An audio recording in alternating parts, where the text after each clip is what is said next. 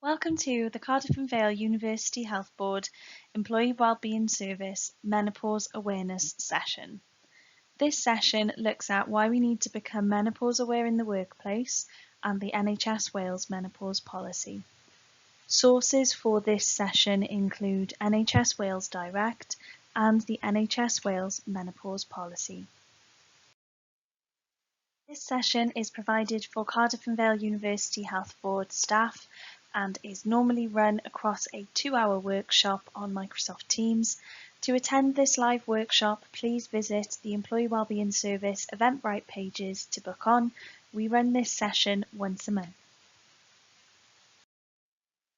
This session aims to increase awareness of how menopause affects people in the workplace, to improve knowledge of the support available for employers and employees in the NHS affected by the menopause, and lastly, to offer some guidance on self-help for menopause symptoms from reputable sources. Firstly, we will look at what is the menopause.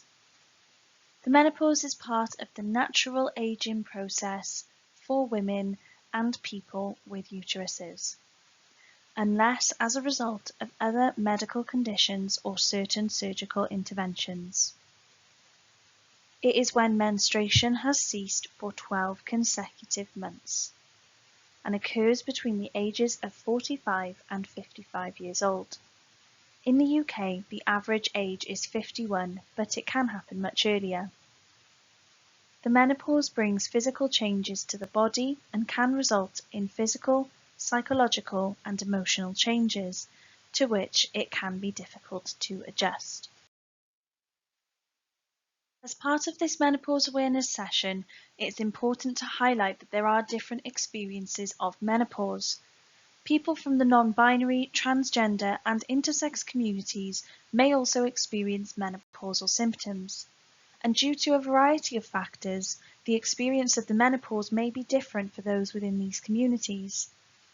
Experiences and perceptions of the menopause may also differ in relation to disability, age, race, religion, sexual orientation, or marital and civil partnership status.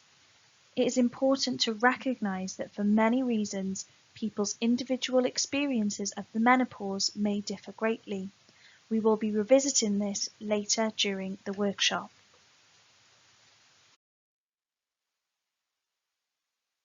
We have a video from Dr. Louise Newson of Newson Health, who's also known as the Menopause Doctor, discussing how we can help menopausal women at work. To watch this video, please visit the link in the description box below and click to open it on your web browser. Next, we'll be looking at the types of menopause. It is recognised that there are 4 stages of the menopause. There is perimenopause, which is the transition phase to menopause, a natural menopause where your hormones will decline naturally, premature menopause, which occurs before the age of 40, surgical or medical menopause, which occurs as a result of surgery or medical treatment, and following on from the menopause, there is a period known as postmenopause, where you have completed the transition phase to menopause. When thinking about symptoms of the menopause, it's important to highlight that not everyone has symptoms, and some people experience few or no problems. However, 80% of women in the UK report noticeable changes, though the type, amount and severity of those symptoms can vary, ranging from mild to severe. 45% of women have also reported that they found their symptoms difficult to deal with. And lastly, approximately 25% of women experience very debilitating symptoms. These statistics highlight why it is fundamental that we are menopause aware in the workplace, as a quarter of women are likely to experience these very debilitating symptoms that could affect their work. Here we would normally put people into breakout rooms to discuss as a group what they think are the expected and unexpected symptoms of the menopause. By expected and unexpected, we mean the symptoms that are typically discussed most often and the things that you're most aware of normally. As this is a recording of the workshop, we would recommend that you please pause the video and jot down your ideas or discuss them in a group if you're watching this back as a team. Once you've finished discussing or writing down your ideas, please press play on the video to resume the recording. Now you've had a chance to think about some of the expected and unexpected symptoms of the menopause, we have a few slides taken from the NHS Wales menopause policy, highlighting the symptoms that are typically expected and unexpected. The symptoms of the menopause have been referred to as hot flushes, night sweats, sleep disturbances or difficulty sleeping, and mood disturbances. Some of the unexpected symptoms of the menopause can include heavy periods and clots, a decreased sense of well-being, energy and ambition, low mood or anxiety, a loss of confidence, fatigue, irritability, problems with memory and concentration, headaches, dizziness, mental confusion and forgetfulness, urinary incontinence and UTIs, and facial hair growth.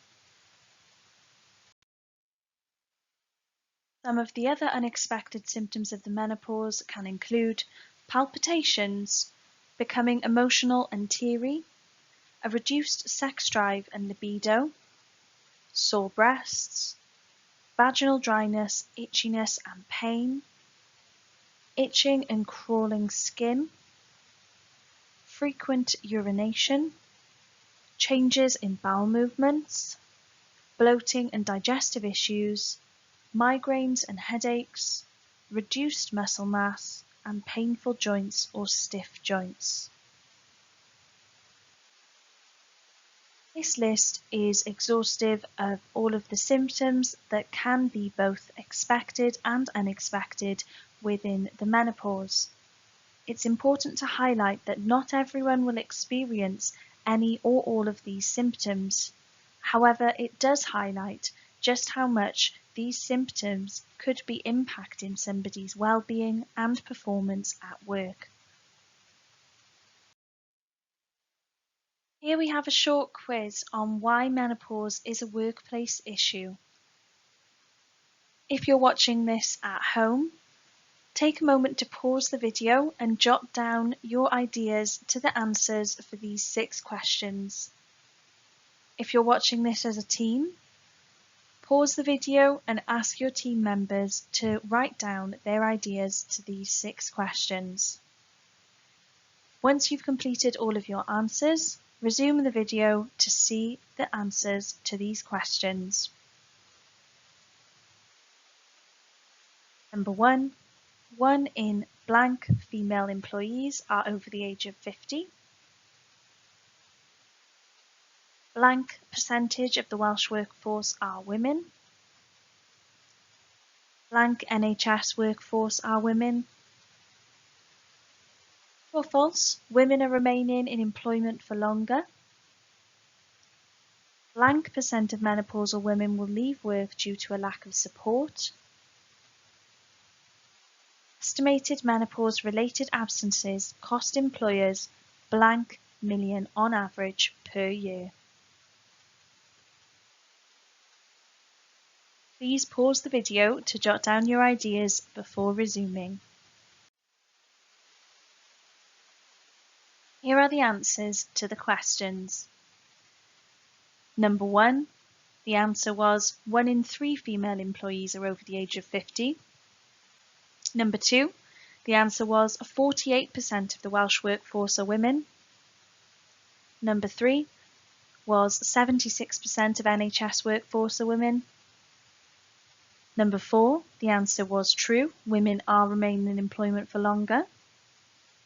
Number 5, 10% of menopausal women will leave work due to a lack of support.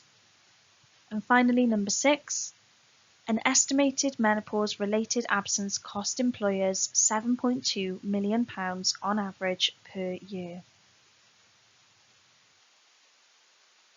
This questionnaire highlights that staff and skills shortages in the NHS mean we cannot afford to lose value, knowledge, skills, experience and expertise. As our workforce in the NHS is made up of 3/4 of women, it's really important that we are menopause aware, and this makes menopause a workplace issue. These graphs represent the NHS Wales figures related to their staff from the Public Health Wales Annual Workforce Equality Report. These figures were accurate as of March 2020. Here we can see that 76% of the NHS Wales workforce were female, and we can also see that a large proportion of staff fall between the age bracket of 36 to 40 and 51 to 55. In between these two age brackets, we can also see that a high proportion of the staff fall between the ages of 36 to 55. This is the age range where we may see staff starting to experience symptoms of perimenopause, leading through menopause and to postmenopause. These statistics therefore emphasise the importance of becoming menopause aware in the workplace, as this makes up a lot of our staff team who could be affected by menopause. Now we will come back to looking at how the menopause affects different people. As mentioned earlier, we looked at how there can be many different experiences of the menopause, and we'll be coming back to this by looking at factors and personal circumstances that can impact someone's experience of the menopause. We'll look at this in more detail, including the protected characteristics described in the Equality Act. Characteristics we'll be looking at include existing health conditions and disabilities, people from Black, Asian, minority ethnic groups, transgender individuals, the LGBTQ+ community, women, and men. Take a moment to pause the video to think about the question in the bubble. What experiences and impacts can you think of for people with these protected characteristics?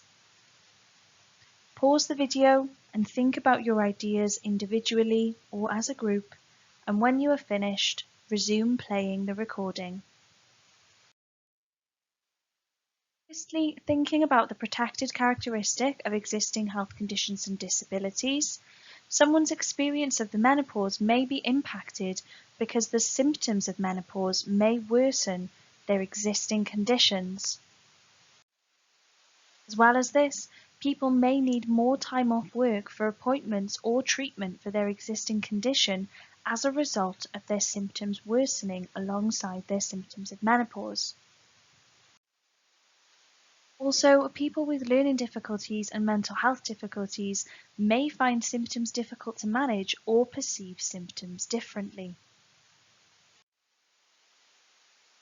Next, thinking about how women are affected by their experience of the menopause, it's important to highlight that physical difficulties from childbirth could affect symptoms of the menopause. For women as well, there may be emotional difficulties for those who've not been able to have children, as menopause means that they can no longer get pregnant naturally. This can often be a very difficult time for people as they are grieving the loss of their ability to be able to have children naturally. For men, they may experience concern for their partner, friend, family member, etc., and this could affect their well-being, and that can affect them in work if they're experiencing increased stress themselves.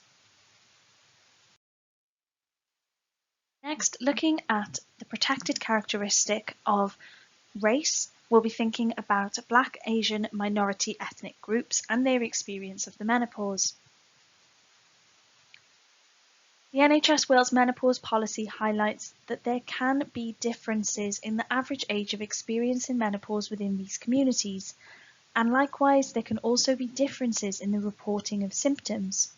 For more detailed information about this, please look at the NHS Wales menopause policy directly, as it covers more about why this may happen.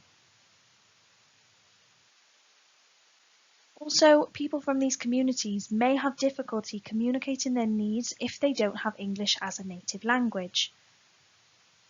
Furthermore, if they feel insecure in work, they may be reluctant to raise issues around their symptoms with their employer. And finally, experiences of racism can lead to more stress, which is known to exacerbate existing menopause symptoms. Those within the transgender community, their symptoms may vary based on the age in which they transitioned. They may also be reluctant to disclose their trans status or reluctant to discuss their symptoms if they don't feel comfortable to do this within the teams that they work in. This links in with the fact that transphobia can lead to more stress as well, which also affects symptoms. Lastly, thinking about people from the LGBTQ+ community, there may be additional stress if same-sex couples are both going through menopause at the same time, and homophobia can lead to more stress, which affects symptoms further. As mentioned, for more detailed information about how these different experiences of menopause can affect people from within these protected characteristics, we would recommend that you look at the NHS Wales menopause policy. Here we would normally schedule in a 10-minute break for those attending the workshop live. If you're watching this workshop in a team meeting, maybe take a moment to have a break as a team and grab a cuppa. If you're watching this yourself, it's up to you if you'd like to take a short break or if you would like to carry on watching the recording. Whatever you decide to do, once you're ready, please resume the recording. We'll now be coming back to looking at why menopause is a workplace issue. Thinking about this question, it may be a workplace issue because if someone is experiencing debilitating or difficult symptoms of the menopause, they may experience a decrease in morale, engagement, and job satisfaction. This could be because symptoms may negatively affect their attendance, performance, and workplace relationships. Due to changes in their confidence and performance levels, they may also be less likely to put themselves forward for specialist posts or promotions. They may be afraid to approach anyone for help and feel isolated. In the video by Dr. Louise Newson earlier in this workshop recording, she talks about how often menopause symptoms are considered to be a joke and people may laugh about them. If someone is experiencing very debilitating or difficult symptoms, they may find it hard to ask for help if they feel that menopause is considered to be a joke within their team. This is why it's very important to instill a culture of compassion and support for anyone experiencing the menopause. And lastly, if someone is experiencing severe and debilitating symptoms and isn't provided with the right support, they may result in leaving their jobs.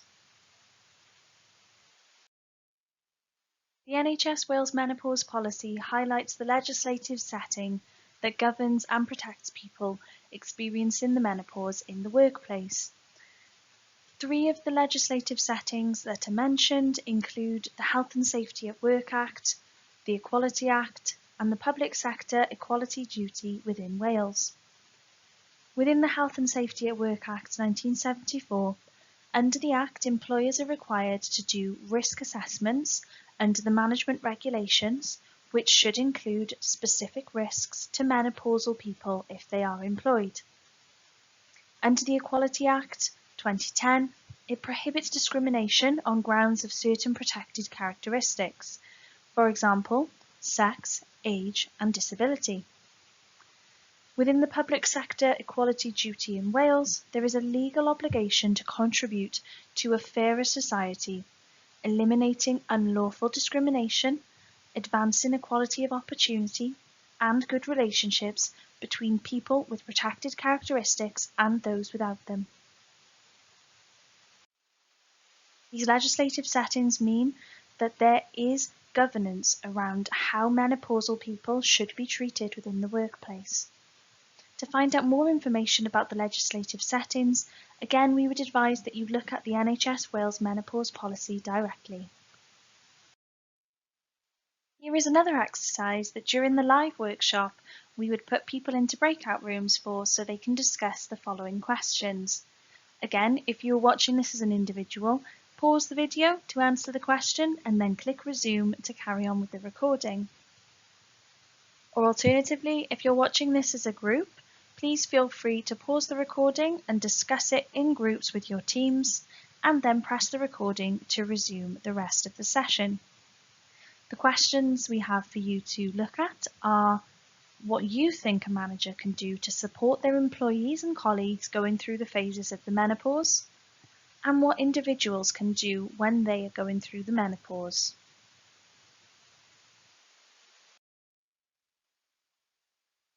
Previous questions, we will now go through seeking help and self-help if you yourself are going through the menopause. Firstly, it's recommended that you consult with your GP to determine if symptoms are menopause related and then follow GP advice where appropriate. Next, it's advised that you have a conversation with your manager or a trusted manager. For example, another manager in your department, workforce and organisational development, a trade union representative, or the equality manager. When having this conversation, it's also recommended that you ask for a menopause risk assessment and for reasonable adjustments to be put in work. As well, you can access the Occupational Health Service within the Health Board or the Employee Wellbeing Service for further advice and support. Lastly, consider lifestyle choices, for example, exercise, a healthy diet and fluid intake, alcohol, smoking, rest, access to natural light, and other ideas. We'll be discussing some of these in more detail later in the workshop. But most importantly, don't be afraid to talk with colleagues and ask for help. Some of the ways a line manager can provide support include a line manager having an awareness and understanding of the menopause and the potential impact on the workplace and teams. This session is a perfect opportunity to be able to develop that awareness and understanding, and as well to see where they can find out more information beyond the remit of this session. Next, a line manager can provide empathy and sensitivity in conversations with women, trans or non-binary staff and men who are affected by their experiences of the menopause. Line managers can also start the conversation and normalise the topic of menopause and any other health-related problems.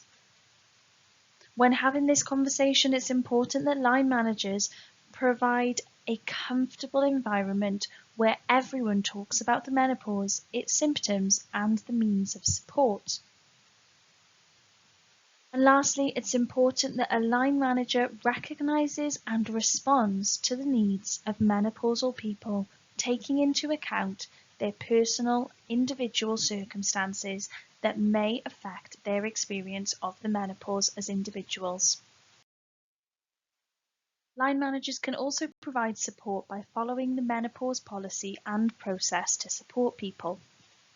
This includes using discretion to make any adjustments to ensure that they are not unfairly penalised or discriminated against.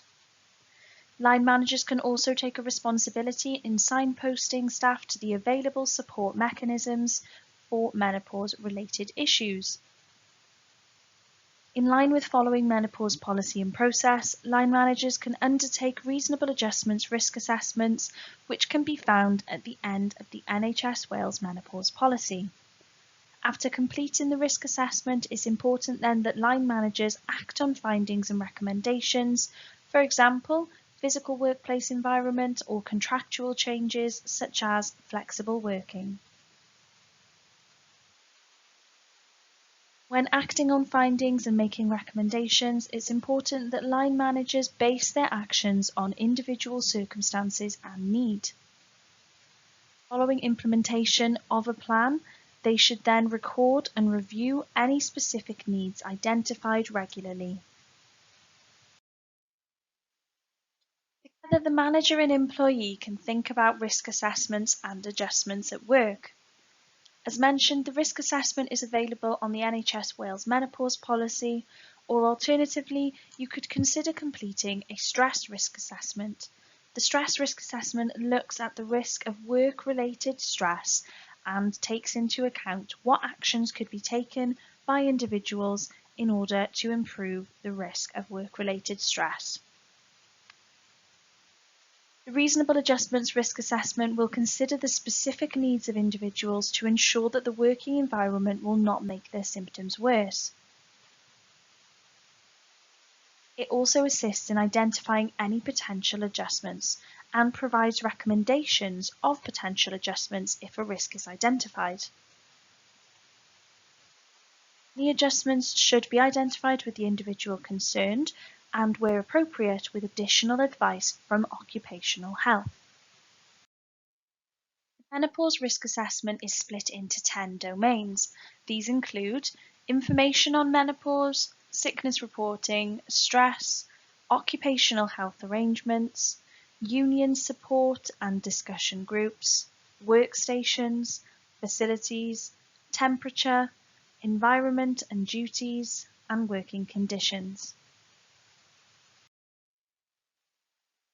For those who haven't seen the risk assessment, here is what it looks like, and also some examples of potential adjustments based on the factors displayed here.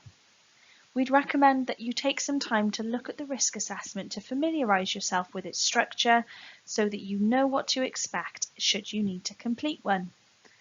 The risk assessment, as you can see here, is split into columns, the first column being what are the hazards, second being considerations, third being who might be harmed and how, including the level of risk, then what is already being done and what further action is necessary, and if action is put in place, it states who is responsible, when it should be achieved, and the date it is achieved.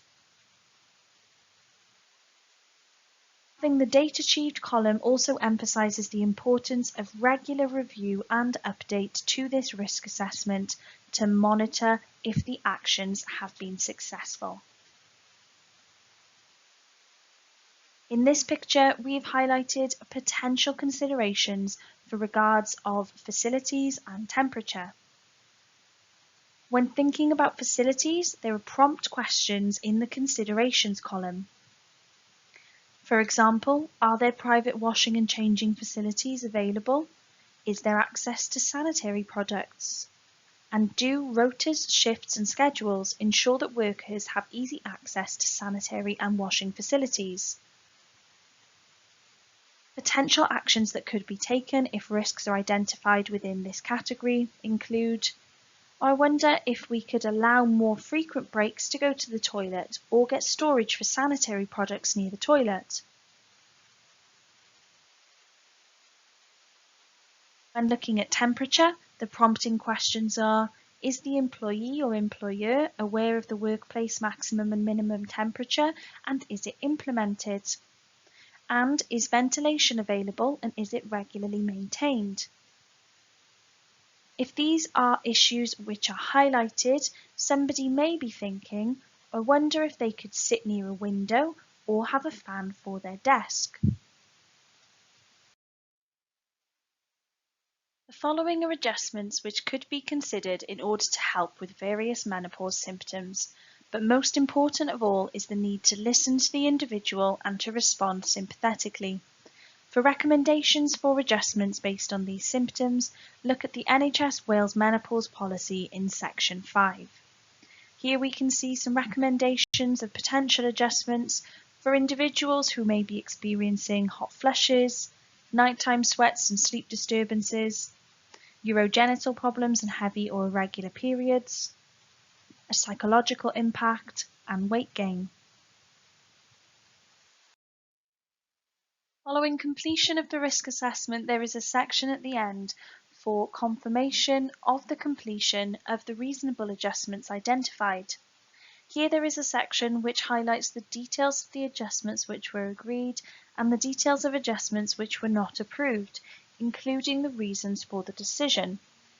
When thinking about the previous image shown, the details of adjustments agreed may include more frequent breaks to the toilet and storage for sanitary products in the bathrooms. And an example of details of adjustments not approved could be sitting near a window because there is not one in the office, but instead there will be a fan. After this, you can see that there is a section for planning the date of an annual review meeting, and then a section where the line manager and employee can both sign to show that they are happy with the risk assessment taking place and that any agreed adjustments listed above will be carried out. So we have just focused upon the responsibilities and support that could be provided by an employer and an employee. It's important to highlight that menopause awareness is a responsibility for all of us. And within our responsibilities, we should start the conversation around menopause if we've not already done so. When having the conversation, we should be compassionate and supportive. We should signpost colleagues to helpful information, resources and sources of support, and ultimately help shape colleagues' experience of menopause in the workplace to make it a positive one. Now we will look at what you can do to support your menopausal symptoms. We'll be thinking about physical, exercise and diet, emotional, psychological and mindfulness, family, friends and connections, and lastly work. We'll be looking at the categories of ways to support yourself with the menopause within relation to maintaining balance. Maintaining balance through connections, physical health, emotional health, and your work. An evidence-based way of supporting your well-being is highlighted in the 5 Ways to Wellbeing model. So you may be wondering, what are the 5 Ways to Wellbeing? The 5 Ways to Wellbeing are a wellbeing equivalent of 5 fruit and vegetables a day. It is recommended that individuals build the 5 ways into their daily lives to improve their well-being. The 5 Ways to Wellbeing are taken from the Foresight Project Mental Capital and Wellbeing Report published in October of 2008. The project commissioned the Centre for Wellbeing at the New Economics Foundation to develop the 5 Ways to Wellbeing, which are a set of evidence-based actions to improve your personal well-being.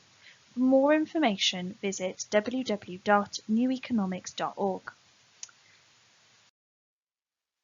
The 5 Ways to Wellbeing are split into these categories, including connection, taking notice, giving, being active, and keeping learning.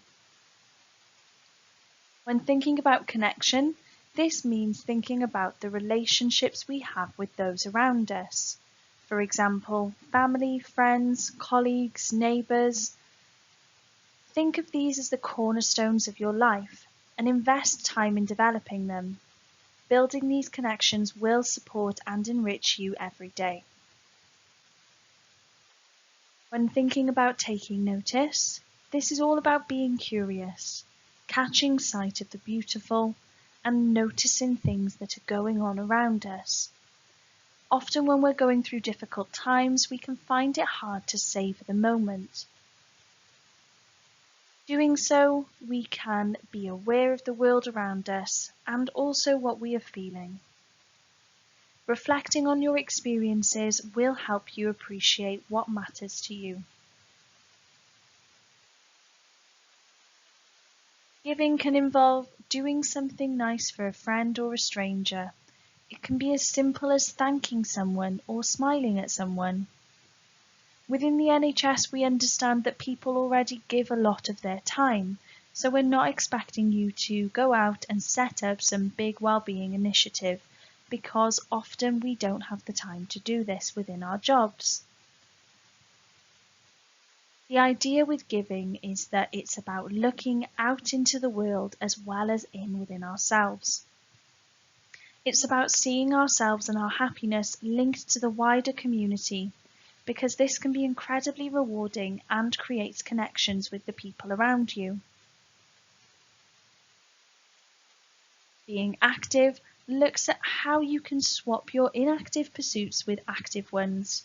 For example, going for a walk, going outside, playing a game, gardening, dancing. Consider walking or cycling when making short journeys. This is because being active makes us feel good.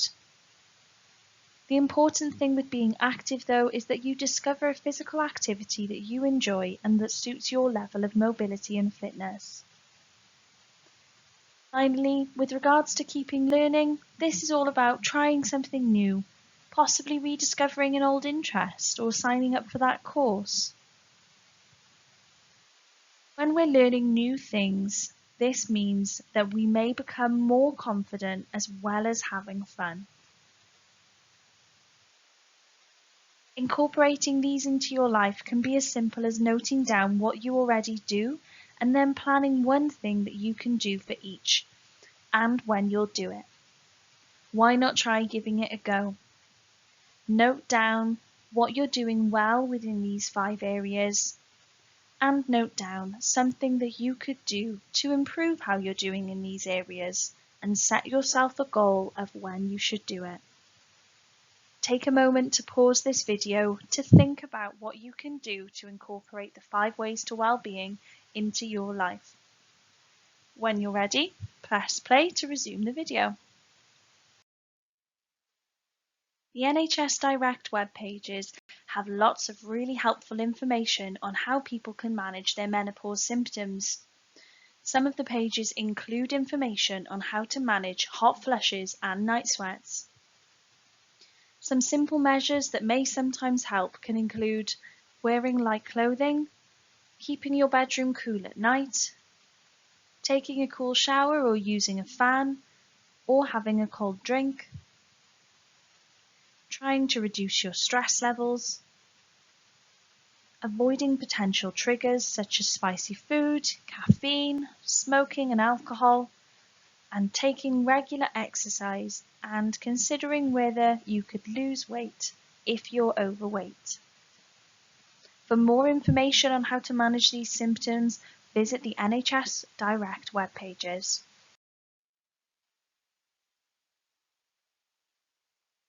One of the reasons people may start to find that they have stiff joints is because when people are going through menopause, it can increase their risk of developing osteoporosis. Some of the ways you can reduce your chances of developing osteoporosis are taking HRT. HRT can help to prevent your bones getting weaker, although this effect does not tend to last after treatment stops. Taking HRT is a personal choice and is something that you should consider following discussions with your GP and thinking about whether this would be the right choice for you. For more information on taking HRT, visit the NHS web pages.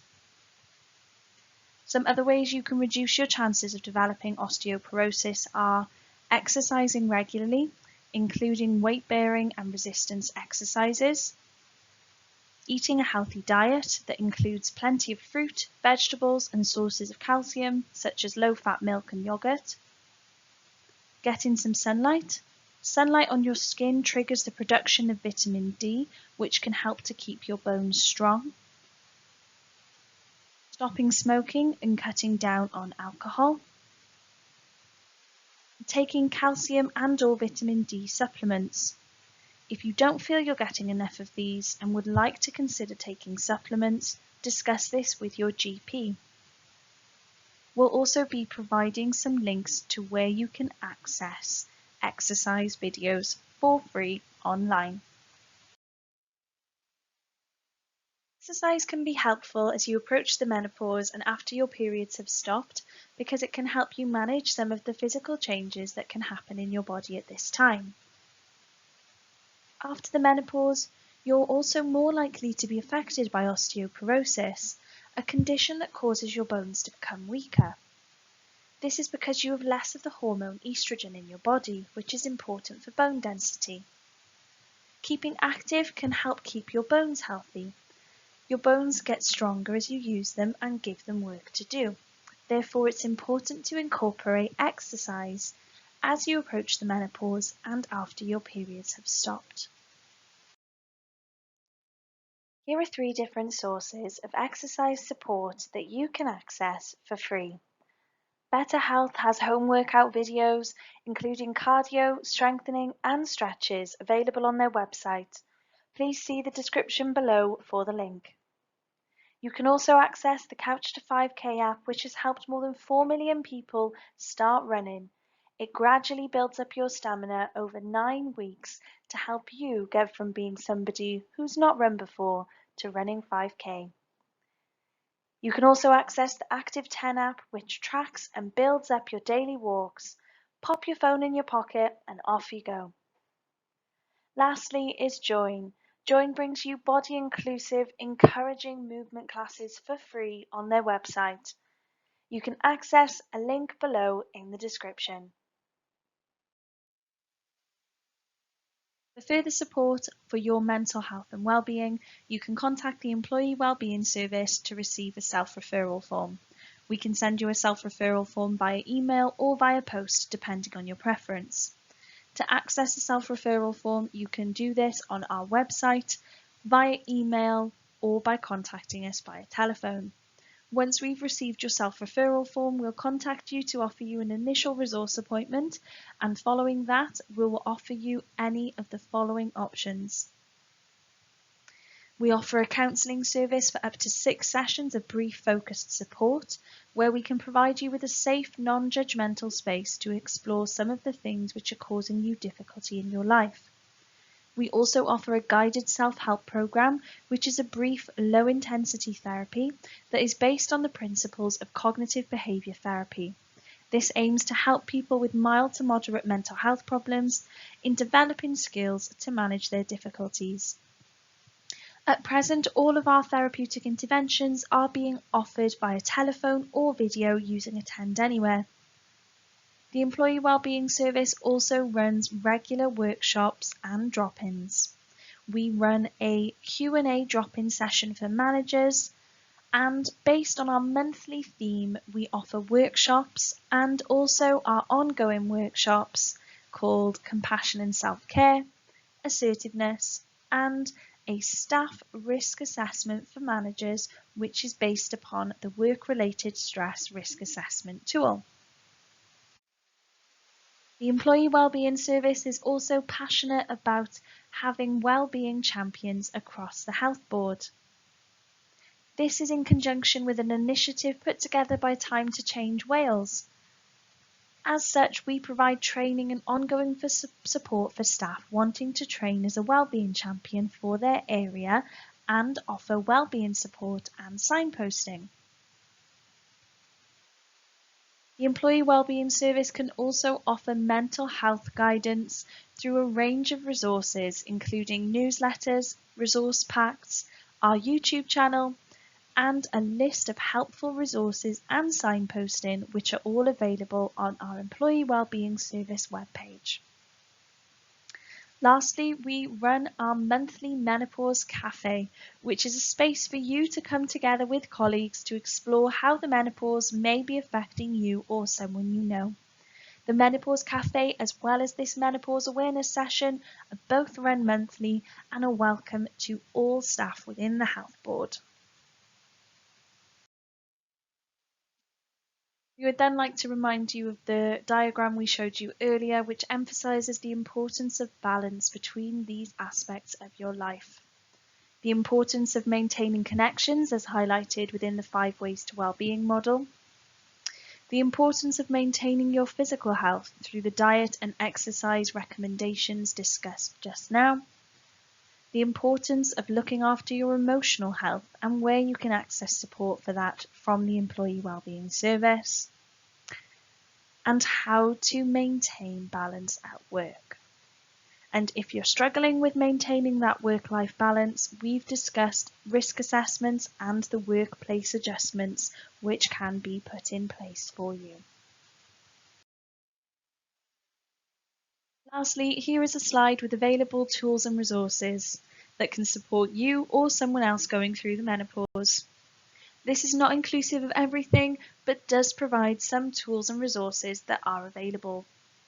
Such tools and resources include the Menopause Cafe, Menopause Guidance for Managers from ACAS and CIPD, the NHS Wales Menopause Policy and Reasonable Adjustments Risk Assessment, the NHS Employers Guidance, the NHS Menopause Guidance, the British Menopause Society website, the Manage My Menopause website, the Balance app, which provides a free app for tracking symptoms, accessing support content, sharing stories, and lots more, the Menopause Matters Forum website, the Menopause A Guidance for Men website, the NICE guidelines, and also unions for further support. Thank you for watching this Menopause Awareness Workshop recording provided by the Employee Wellbeing Service at Cardiff and Vale University Health Board. For any further support or for asking any questions related to this workshop and accessing support at work, please contact the Employee Wellbeing Service via email or via telephone. Thank you.